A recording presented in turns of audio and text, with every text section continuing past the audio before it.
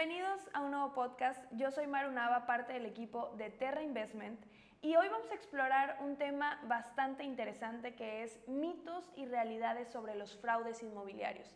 Creo que es un tema del cual se tiene que hablar porque, así como dice el título de este podcast, existen muchos mitos y muchas realidades que creo que muchos inversionistas no conocen y que es importante que las conozcan para poder tomar una buena decisión al momento de invertir. Porque definitivamente invertir en la parte inmobiliaria, ya sea en departamentos en preventa, casas, terrenos, es una de las mejores opciones que debas de tener al momento de querer crecer patrimonio, pero pues sí existen maneras de poder hacerlo de la manera pues más segura o de la manera correcta, ¿no? Y justo por eso el día de hoy tenemos a nuestro invitado especial, que es el licenciado Jorge Madrid, que pues nos acompaña el día de hoy para poder tratar este tema tan importante. ¿Por qué invitamos a Jorge? Porque Jorge ha tenido muchísima experiencia, tanto notarial como en la parte empresarial, ha tenido experiencia en la parte de los fideicomisos, que nos vamos adentrando en eso, y pues bienvenido Jorge, gracias que viniste.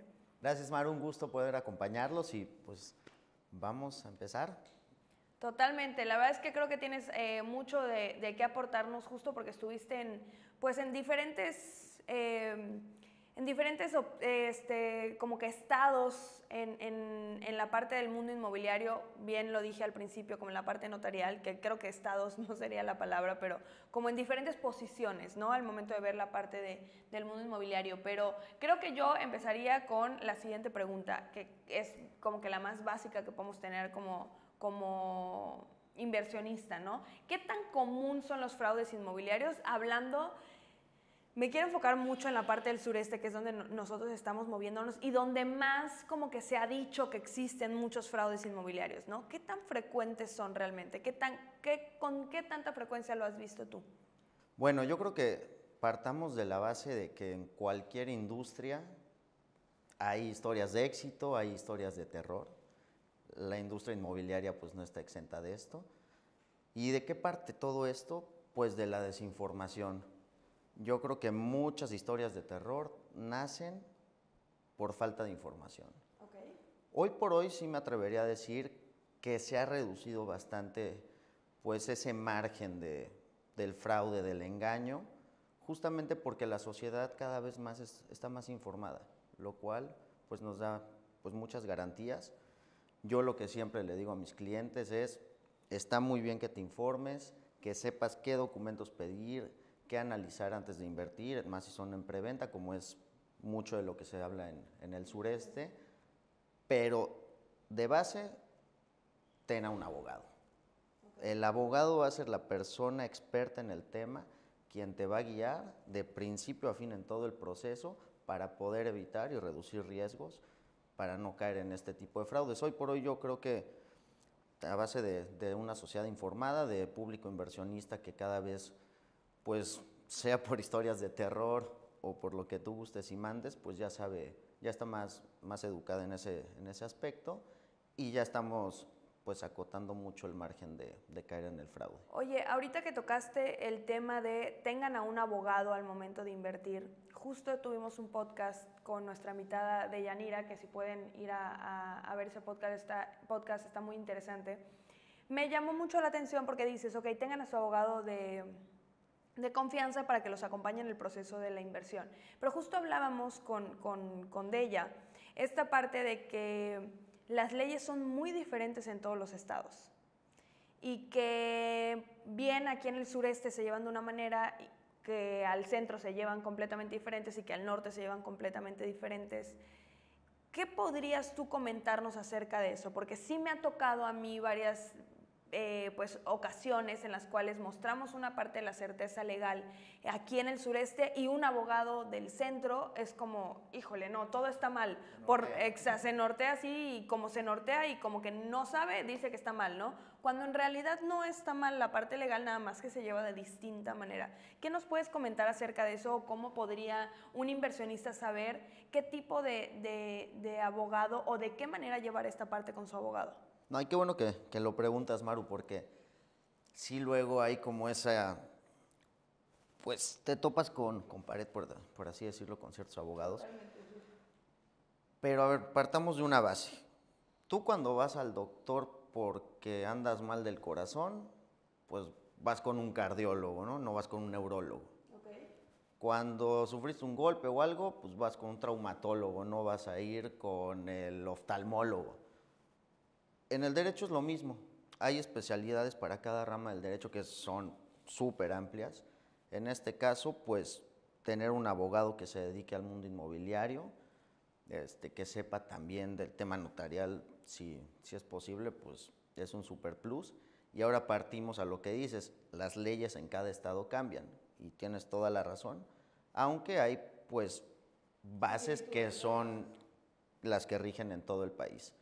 Entonces, tú cuando estés con tu abogado, dile, voy a comprar un inmueble, estoy pensando invertir en tal región, y ya es tarea de nosotros el poder ponernos a investigar sobre la legislación vigente en ese estado, en esa materia, que en este caso pues, es el tema inmobiliario, ¿no? Y ya partiendo de eso, pues ya las cosas deben fluir bastante natural.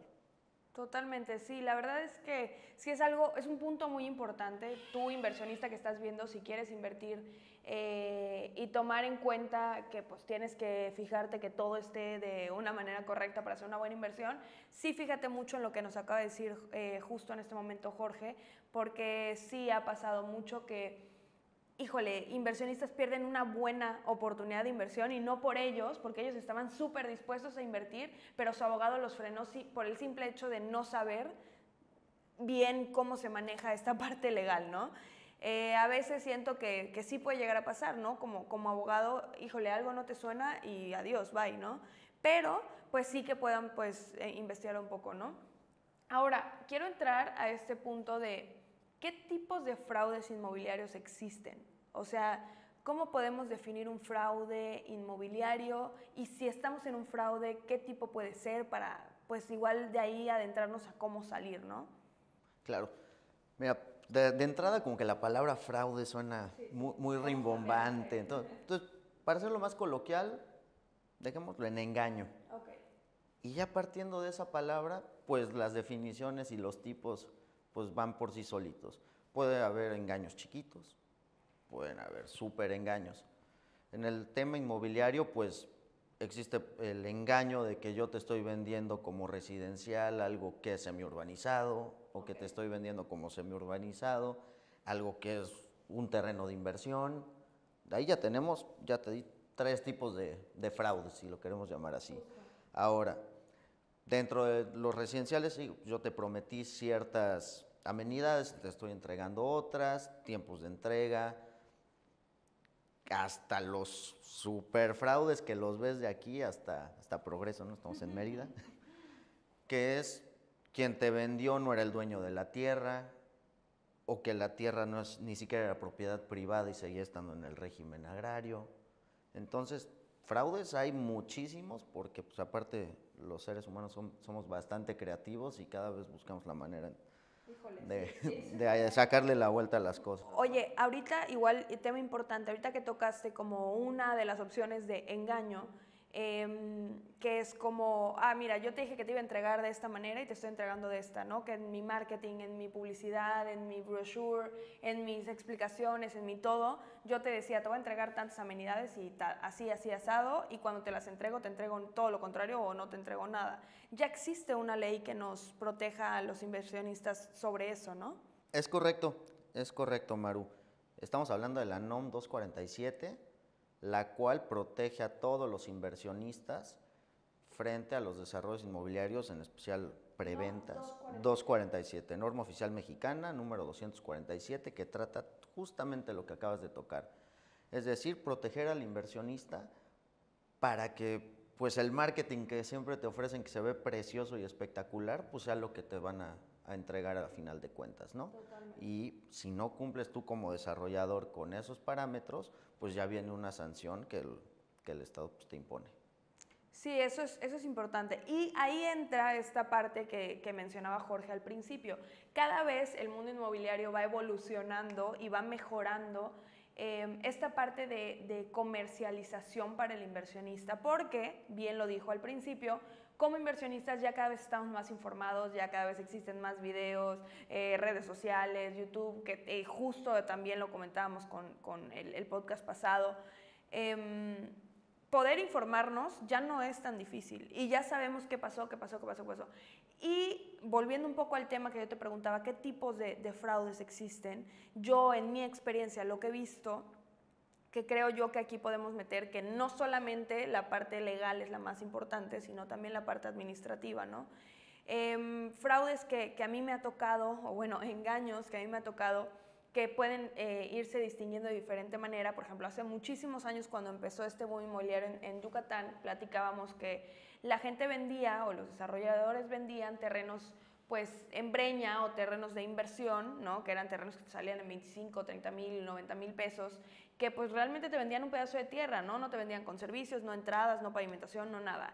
Y mucha gente después eso lo tomó como un fraude, pero es que desde el principio, cuando se le vendía, pues se le mencionaba que no iba a tener servicios y nada, pero en tu cabeza te emocionas por pensar que pues el patrimonio voy a convertir, y obviamente pues un poco de apoyo del vendedor que le tocó, que le metió salsa a sus tacos, y pues te tragiversan todo lo que te están diciendo en la cabeza. Ese puede ser un tipo de engaño, ese puede ser un tipo de fraude, pero ese tipo de engaño lo puedes verificar al 100% al momento que firmas una promesa de compraventa, ¿no? Que ahorita tocamos los temas de las promesas y todo eso. Ahí te va a estipular con qué te lo van a entregar, cómo te lo van a entregar y dónde te lo van a entregar. O sea, el vendedor te puede decir misa, pero lo que tienes que verificar es lo que te está viniendo en la promesa de compraventa, ¿no? En este caso, si estás comprando en preventa, que normalmente es lo que firmas, una promesa de compraventa. Ahora, está medio difícil saber qué va a ser un fraude o un engaño y qué no cuando ya las cosas están más avanzadas. Mucha gente piensa que por tener una escritura ya el proyecto ya es completamente real, pero no. O sea, no porque te entregue una escritura ya todo es completamente legal, porque si bien sí te pueden entregar una escritura, la firmas y tú ya tienes una propiedad, pues ahí, ¿no? O sea, ya escritura, yo tengo mi pedazo de tierra, pero lo que estás pagando es que te entreguen amenidades, servicios, o sea, no nada más por la tierra, estás pagando, supongamos, en ese proyecto, amenidades, servicios, calles pavimentadas, caseta de vigilancia, etc. ¿Qué pasa con ese tipo de engaños? Y que no son engaños, a veces pasa que en el proceso del desarrollador pues se dan cuenta que su administración fue una mala administración de todo el capital de los inversionistas, y al momento de tener una mala administración pues se dan cuenta que ya no van a poder construir, ya no alcanza el dinero y no se hace el proyecto. ¿Qué es lo que te salva? Que pues tienes una escritura y por lo menos tienes un pedazo de tierra, ¿no? Pero pues estabas pagando algo a un precio que no te lo están entregando. Entonces no se dejen llevar nada más porque tenga una escritura o que porque puedas escriturar. Existen varios documentos que como proyecto en preventa se tienen que sacar. No sé si nos puedas mencionar a lo mejor qué es lo que debería de tener un desarrollo en preventa y qué es lo que debería de tener un desarrollo que vaya sacando como poco a poco. Claro. No, y es súper común lo que tú dices. Sí. Te ofrezco muchas cosas, pero durante el camino, pues las intenciones aquí estaban, pero... Sí, no es que al principio el desarrollador diga, híjole, voy a engañar a todos, sino se fue dando con el tiempo, ¿no? El mundo está lleno de buenas intenciones, pero pues hay que fijarnos también en la documentación. Totalmente. Mira, para cuestiones de preventa, que pasa muchísimo, cada vez menos, como veníamos mencionando, pues partamos de la tierra. La tierra pertenece a quien la está comercializando. Sí, bueno, pues ya es un palomazo, ¿no? Dentro de una lista bastante extensa. Ok, ¿qué me están vendiendo? Si me están vendiendo terrenos de inversión, pues me están vendiendo el pedazo de tierra y that's it. Ahora, si es residencial, con amenidades, con todo, pues sí lleva un proceso. Es decir, ¿qué preguntar? Oye, ¿va a ser un régimen de propiedad en condominio? Sí. ¿Cuáles son las amenidades? ¿Cuánto van a medir? ¿Para qué? Para tú saber cuánto te toca de proindiviso sobre las áreas comunes. Okay. Eso también lo tenemos que checar. Al momento de que te quieran escriturar, que primero ya tengan constituido el régimen de propiedad en condominio, esa es una. Segundo, todos los permisos y licencias municipales que se tienen que obtener en el proceso, porque estamos hablando de una preventa, ¿sí? Que el uso de suelo en la zona sí sea adecuado con el proyecto que te están vendiendo, el tema del plan de desarrollo urbano que contemple que en esa zona se puede desarrollar lo que te están ofreciendo, también el tema de las construcciones. Muchas veces te dicen, sí, no hombre, yo te vendo tal terreno y tú puedes hacer un edificio de 30 pisos si tú quieres y resulta que pues, no se puede en esa zona, ¿no? Que es solamente habitacional para 2 pisos. Entonces, irse checando bien todo ese tema, porque como yo digo, pues, información es poder, ¿no? Y entre más informado estés, pues más difícil va a ser de que te agarren en curva, como decimos aquí coloquialmente. Sí, aquí quiero hacer bueno, más bien quiero hacer hincapié en que sí, todo va a depender en qué tipo de lugar estás invirtiendo o qué tipo de proyecto estás invirtiendo. Si estás invirtiendo en un lugar que ya te lo van a entregar en 6 meses, pues tienes que procurar de que tenga casi toda la documentación terminada, porque en 6 meses no se puede hacer mucho, ¿no? Más o menos como cuánto tarda en tiempo sacar una documentación, ejemplo, una MIA, que es manifestación de impacto ambiental, como cuánto tiempo se lo dan al desarrollador. Pues mira, esto es, o sea, es que es relativo, porque muchas veces no depende tanto del desarrollador, sino de la autoridad quien emite los documentos, una prox por año y medio, 2 años a partir de que se empiezan todos los trámites. Ok, año y medio, 2 años, ¿no? Estamos hablando de que si te están entregando un proyecto a 6 meses y todavía no tienen la manifestación de impacto ambiental, ahí dices, híjole, va, y pues creo que aquí no es, ¿no? Si te están entregando un proyecto en 6 meses y no tiene obra. Exactamente, pues desde ahí puede ser. Entonces, pues por ahí se pueden ir dando cuenta de muchas cosas. Todo va a su ritmo y todo va a su tiempo. ¿Cuál es la mejor opción como un inversionista? Es agarrar el proyecto cuando más verde está, y cuando me refiero verde es cuando más piedras tiene y cuando no es que menos documentación legal, no, o sea, que tenga la documentación legal necesaria para poder empezar a comercializar y para poder empezar a publicar y a crecer, que lo importante es saber que sea propiedad privada, que tenga licencias de construcción, ¿qué más? Una autorización de uso de suelo, que ya hay permisos, perdón, no había comentado esto, o sea, existen permisos municipales, estatales, federales. El municipio, por medio de desarrollo urbano municipal, también te da la autorización para poder empezar a comercializar tu producto. Totalmente, o sea, que tenga como que toda esa documentación primordial para poder empezar a comercializar. Ya una vez eso, pues tú sabes que como inversionista te va a salir mucho más pues accesible el invertir ahí y que tú vas a tener más ganancias. ¿Por qué? Porque ese desarrollo pues poco a poco va a ir sacando toda la documentación ya mencionada bueno, toda la documentación ya mencionada, que puede ser una manifestación de impacto ambiental, un INA, una subdivisión, la parte de, mencionabas uno igual importante. Tenemos la publicación de venta de desarrollo, el uso de suelo, la subdivisión que ahorita comentaba. Que toda esa parte va al conjunto de los inversionistas. Todo, o sea, veámoslo como una pirámide, mientras la base esté bien, poco a poco va a ir creciendo. Justo. Ahora, ¿cómo podemos nosotros identificar, o sea, ya nada más como punto que tú digas, híjole, que creo que pues por ahí ya respondemos esta pregunta, pero para centrarlo un poquito más, ¿cómo puedo identificar si es un fraude? Pues mira, yo creo que existen muchísimos focos rojos. Primero, pues cerciorarte, la tierra es primordial, pero cerciorarte de que quien esté comercializando es una empresa seria. ¿Qué me refiero? Que esté constituida, que tenga unas oficinas establecidas. Si puedes ver que ya tenga proyectos pasados, finalizados con éxito, o que esté teniendo proyectos en curso, pero de una manera favorable, eso pues, igual palomazo. Segundo, proyecto ya en específico en cuestión que alguien quiera invertir, el tema de la tierra, ver el estatus legal de la tierra. Es decir, ¿es propiedad privada? ¿Quién es el dueño? ¿Está inscrito en el registro público de la propiedad? Sí, ya sí estás viendo que te están vendiendo un proyecto y está como que todavía el que te está vendiendo no es dueño de la tierra y todavía como que faltan firmas, no entres ahí. Mejor, si te interesa mucho ese proyecto, dale tiempo a que ya tengan legal primero la tierra quien te va a comercializar y ya después entras. Si no, ni te metas ahí, por más barato que esté, no te metas. O sea, eso sí podría ser como... Sí, así un mega como foco un rojo. mega foco rojo, ¿no? Y bueno, yo lo dejaría en esos dos, ¿no? O sea, como constitución de empresa y tierra.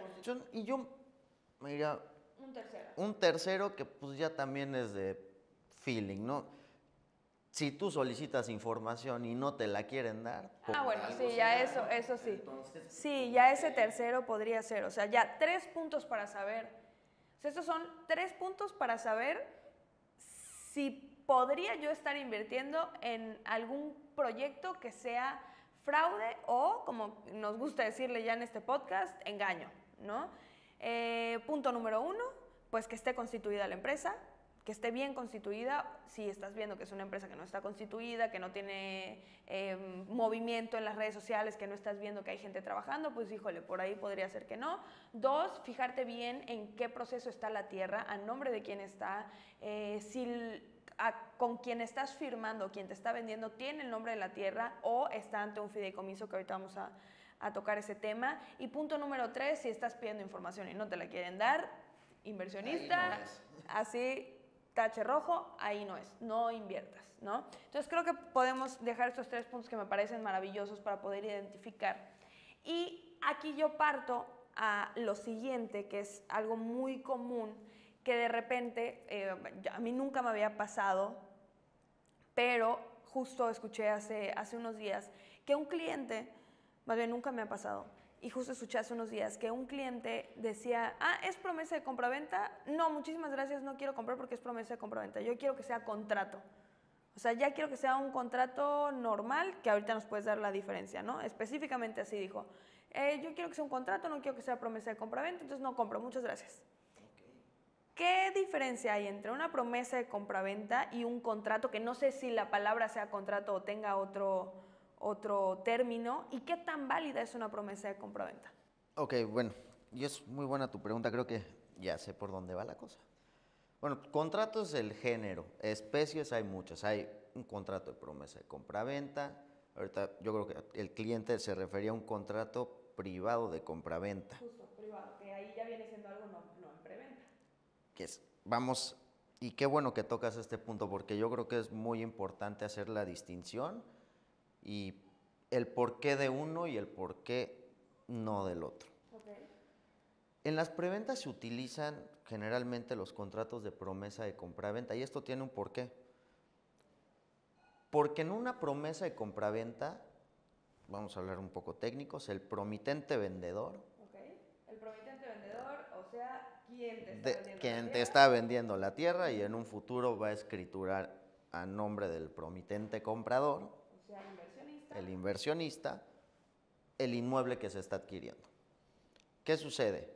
La ley nos da formas que deben de revestir a cierto tipo de contratos. Una compraventa de inmuebles, la ley nos dice se tiene que hacer mediante escritura pública. ¿Que sirve un contrato privado de compraventa? Sí sirve, pero no surte todos sus efectos. ¿Por qué? Porque le falta la forma legal que nos exige, que es escritura pública. ¿Qué sucede? En temas de incumplimiento de una promesa de contrato privado de compraventa, pues yo tengo que empezar un juicio donde voy a ejercer una acción que se llama proforma para que quien no quiere alguna de las dos partes firmar la escritura, la firme. Y si en dado caso alguna de las partes se niega, el juez va a firmar en su nombre. Okay. ¿Por qué? Porque la promesa de compraventa, porque la compraventa tiene que ser en escritura pública. Si es contrato privado, ¿te sirve como método de prueba? Sí, pero no reúne todos los requisitos que la ley te exige. Okay. Por eso se utiliza la promesa de compraventa. ¿Qué se contrata? ¿Cuál es el objeto del contrato de una promesa de compraventa? Que en un futuro se celebre la compraventa mediante escritura pública con los precios que se pactan desde el inicio, con todas las obligaciones que O sea, tiene como un poco más de puntos legales a nuestro favor como inversionistas firmar una promesa de compraventa. Sería el ABC para llegar a la escritura, tratándose de proyectos en preventa, que es lo más común que Ok, o sea, si la pregunta es ¿qué tan válida es una promesa de compraventa? Es muy válida. Es muy válida. Yo te diría que esta es más válida que un contrato privado de compraventa. Ok, buenísimo. Así que inversionistas ya saben, firmar una promesa de compraventa es completamente válido siempre y cuando leamos bien todas las cláusulas. Leamos bien, todo esté perfectamente establecido, donde el precio sea el correcto, donde lo que se está entregando sea lo correcto, donde lo que se está comprando sea lo correcto. Y pedir promesa de compraventa antes de seguir un proceso, ¿no? O sea, si puedo, oye, doy el apartado, pero dame la promesa de compraventa para leerla, para poder después dar mi enganche, ¿no? O sea, ver bien que te estipulen todos los puntos, eso es algo bastante importante. Ahora, ya metimos esta parte de la promesa de compraventa, ya estamos hablando de la parte de los engaños y todo, pero existen cosas que todavía nos garantizan que estamos haciendo una muy buena inversión, ¿ok? Para protegernos porque al final de cuentas una promesa de compraventa, pues el vendedor le promete al comprador y el comprador le promete al vendedor, ¿no? O sea, entre ambos se tienen que cumplir y bueno, hay cláusulas, hay anexos, hay... Yo te prometo que te voy a pagar y yo te prometo que te voy a entregar y vamos a escriturar. Pero existe todavía una figura que nos ayuda a tener todavía muchísimo más certeza en esta parte de la inversión en preventa, que es el fideicomiso. ¿Nos puedes explicar qué es un fideicomiso de administración inmobiliaria? Porque también en la parte de los fideicomisos existen muchos tipos de fideicomisos. No es, porque luego se confunden, no es un fideicomiso que firma un extranjero, porque hay los extranjeros a 50 kilómetros, a menos de 50 kilómetros de litorales y fronteras no pueden pues escriturar normal, ¿no? Tienen que escriturar mediante un fideicomiso, que esa es la parte como más legal, ¿no? O sea, es la manera correcta de escriturar un terreno como extranjero, ¿no? Este fideicomiso del que les estoy hablando es otro tipo de fideicomiso que se llama fideicomiso de administración inmobiliaria. ¿Qué es este fideicomiso? Mira, digamos que en temas de preventa yo sí lo vería como el top de garantía. En un fideicomiso de administración inmobiliario, ¿qué sucede? Los fideicomitentes generalmente son los socios, puede haber socios capitalistas o industriales que aportan trabajo, conocimientos, etcétera. Aportan bienes y derechos a una institución bancaria, que va a ser pues ahora sí que quien administra todo. Es decir, yo tengo tierra que quiero desarrollar, la voy a aportar al fideicomiso.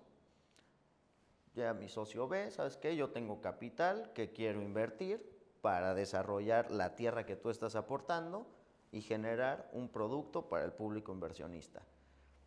¿Qué sucede en esta figura? A aporta tierra, B aporta capital, C aporta conocimientos y trabajos técnicos. A un fideicomiso pueden entrar muchas personas, pero vamos a ponerla como 2 personas nada más. Aportan bienes y derechos a una institución que se va a encargar de administrar todos los fondos que tenga que requerirse para desarrollar el producto en cuestión. ¿En qué blinda el inversionista? Primero, pues que para que un banco funja como fiduciario y dé el visto bueno de tu proyecto es porque él fue el primer auditor de todo. Él ya te checó y rechecó que la tierra estuviera regularizada, que sea propiedad privada, que tú seas el dueño, etcétera, que tienes licencias, permisos, que los prediales están cubiertos, que no tienen ningún gravamen. Es decir, fue el due diligence que te hace el banco, híjole, eso ya nos da una pauta.